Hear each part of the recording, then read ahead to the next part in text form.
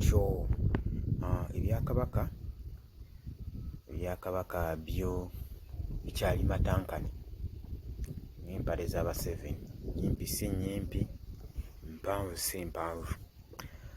Kulamusizaako gwe mukwano gwange yenna eyeekumidde ku Yugi Updates, kutegeeza nti okola kyamaanyi nnyo, okwekuumira ku Yugi Updates. Baganda bange mbakulisaayo ku wiikendi, mbakulisaayo mu ggandaalo lya wiikendi. Kiwa wiikendi buli muntu yamugendedde bulungi. Bwe yagendedde bubi, abafiiriddwako abaabwe, Mukama Katonda abakumye. Nammwe abalwazizzaamu, nammwe tubasabira musobole okussuuka obulungi.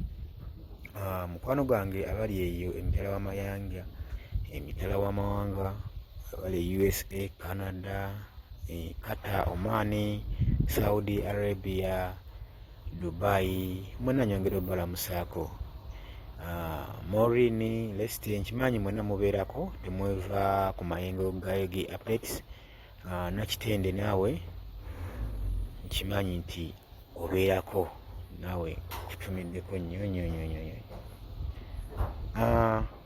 Mukwano gwange gwe ali eyeekomedde ku Yugi Updates, kutegeeza nti nno tuzze nga tumutaanya kubanga tuwulira ku nsonga ezikwatagana ku Bwakabaka bwa Buganda. Ennaku zino ensonga zizze zituledinga nnyo ku social media, zitambudde nnyo. Tuzze tukulaga, tuzze tulambika ensonga nga wozze nga oziwulira gwe mukwano gwange ali eyo. Naye nkutegeeza naawe yenna ali eyo nga tonaba kusubscribinga, naawe genda mu maaso okusubscribinge kubanga gwayimirizaawo omukutu guno. Olunaku eziyise emabega, tujjukira nti nno Pulezidenti Yoweri Kaguta Museveni yakoowoola okutuuza meeting mu Bwakabaka bwa Buganda. Yakoowoola oba yali asuubira ku wiikendi eno okubanga wabeerawo meeting mu Bwakabaka bwa Buganda erina okutuula. Era meeting eyo mukwano gwange gwampuliriza ebadde erina okubanga etudde wiikendi eno ewedde. Nga meeting eyo enokoddwamu okwogera ku nsonga za Buganda.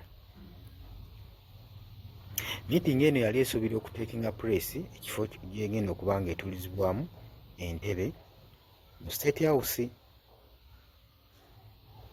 Era abakulu ab'ekika abalina okwatendinga meeting eyo baakwatibwa ne batwalibwa mu private facilities okubanga bakeberebwa COVID-19 kubanga baali bagenda sisinkana omukulembeze wa Uganda.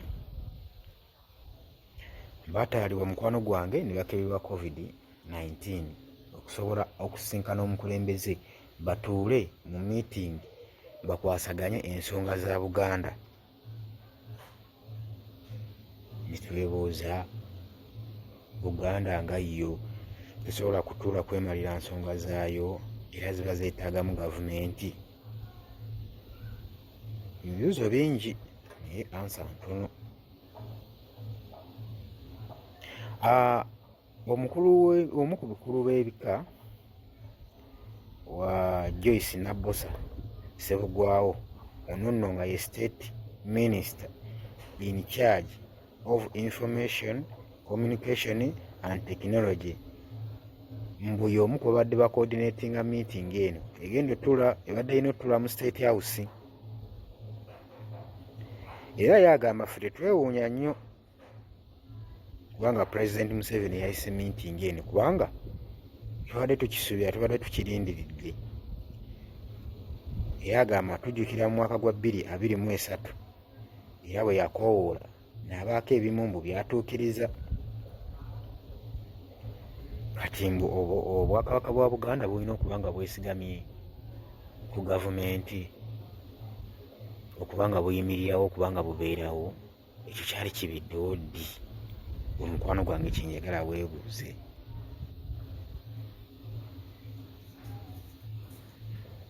agamba mbu pulezidenti yabakoowodde mu kiseera kye babadde bo era basuubira okutuuza miitingi eno,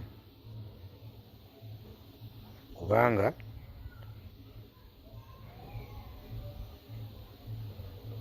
kubeera agamba nti nawe baali banoonya ssente okugenda okulaba kabaka waabwe Nairobi, pulezidenti Museveni yakyenyigiramu okugenda okulaba kabaka waabwe, nga Prime Minister wa Buganda Charles Peter Mayiga wagamba nti kabaka waabwe ali Nairobi. Agamba ali Nairobi. Wano gwange wenkutegeezezza nti Prime Minister wa Buganda Charles Peter Mayiga nga wategeeza nti kabaka wa Buganda Ronald Muwonda Mutebi owookubiri ali Nairobi, mbu ali mu kufuna bujjanjabi eyo, bwatu bwagamba.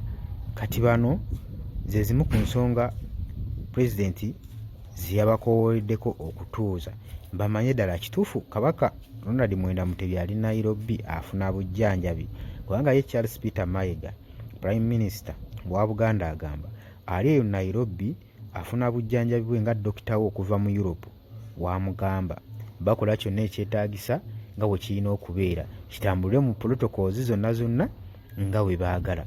Meeting eyo yabadde erina kutuula ku weekend, yabadde erina kubeerawo weekend eno ewedde muganda wange, naye amawulire nesasobola gabatuusaako olw'ensonga za network ezazze nga zicyankalanamu ku weekend.